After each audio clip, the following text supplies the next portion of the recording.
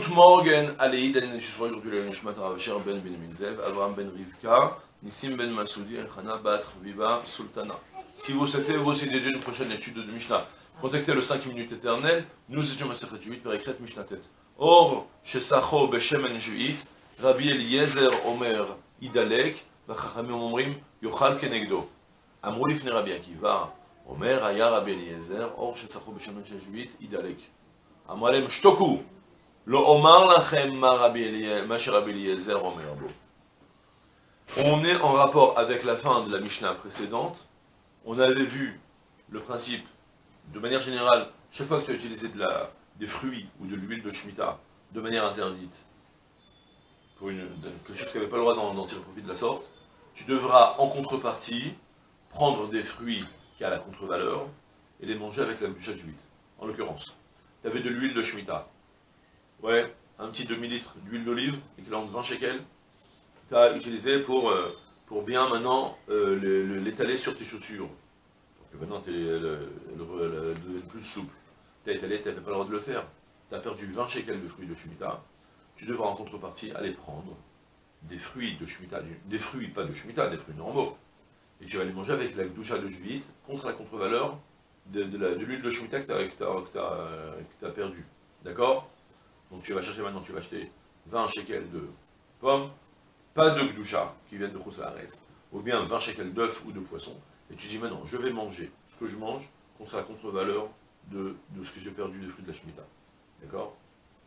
Ça, c'était l'avis de la Mishnah précédente. On va à présent découvrir qu'il y a une marloquette sur ça. Or, chez Sacho Beshemen Juit, une peau, un cuir, sur laquelle on a étalé avec du cuir sur lequel on a étalé avec de l'huile de Shemitah. Rabbi Eliezer Omer, Rabbi Eliezer nous dit, Idalek, tu devras détruire, brûler entièrement l'objet. Soit tes chaussures, tu as mis de l'huile de Shemitah dessus, tu les as étalées. Ça ne fonctionne pas selon Rabbi Eliezer d'aller manger contre la contre-valeur. Tu prends tes chaussures, tu les brûles. C'est-à-dire, étant donné qu'il va y avoir maintenant un moment où l'huile d'olive, elle va devenir impropre à la consommation, tu peux devoir prendre tes chaussures qui sont entièrement imbibées d'huile d'olive et les brûler. Comme ça, il dit Rabbi Eliezer. Pour quelle raison? Parce qu'il considère Rabbi Eliezer que même lorsque tu as moins l'huile, elle n'a pas disparu du monde. Elle est présente, elle est étalée, elle est là.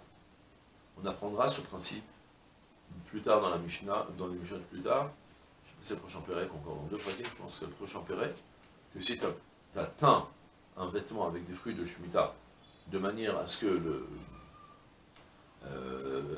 avec des fruits qui vont avoir le bio, et bien ton vêtement, tu devras le brûler aussi, parce que tu as imposé maintenant de bio. D'accord? Il y aura le bio qui approchera. Donc de nouveau, même principe. On fera le distinguo plus tard, d'accord? Je laisse ça de côté pour le moment. Mais retenez sur le Rabbi Eliezer, l'huile, elle n'est pas partie du monde, elle est encore là. Elle est là, tu regardes, touche ton vêtement, et tu ne peux plus la faire sortir. Et bien qu'est-ce que tu devras faire? Ton devoir de brûler, quand arrive le bio, ton devoir de brûler l'huile d'olive, fera que tu seras obligé de brûler ta chaussure entièrement. Chachamim disent non, pas du tout. Yochal kenegdo. L'huile que tu as étalée, elle est partie du monde, elle n'est plus là. Il reste extérieurement une petite fine pellicule, mais ce qui a été imbibé, c'est fini, ça a été perdu du monde, ça n'existe plus. Donc, tu n'auras plus de devoir de bio sur ça. Amrou lifne Rabbi Akiva. Ils sont venus les Talmidim, et ils ont rapporté à Rabbi Akiva, ils ont dit, tu sais, Rabbi Eliezer, Omer Aya Rabbi Eliezer, Or chez Sacho Beshemen Juit Idalek. Ils ont dit, tu sais, Rabbi Akiva, Rabbi Eliezer, il enseignait que l'huile, qu'une peau, un cuir, sur lequel on a étalé de l'huile de Shemitah, il devra brûler cet objet, cet ustensile. Comme ça, ils ont venu rapporter à Rabbi Akiva, que Rabbi Eliezer l'enseignait. Mais non, Rabbi Akiva, c'était le grand Talmid de Rabbi Eliezer. Et lui connaissait la vérité, qu'est-ce qu'il pensait Rabbi Eliezer? Il leur dit, Amar lahem shtoku. Il leur dit, taisez-vous. Rabbi Eliezer n'a jamais été mahmir tellement, bien au contraire. Lo omar lachem ma Rabbi Eliezer Omer bo.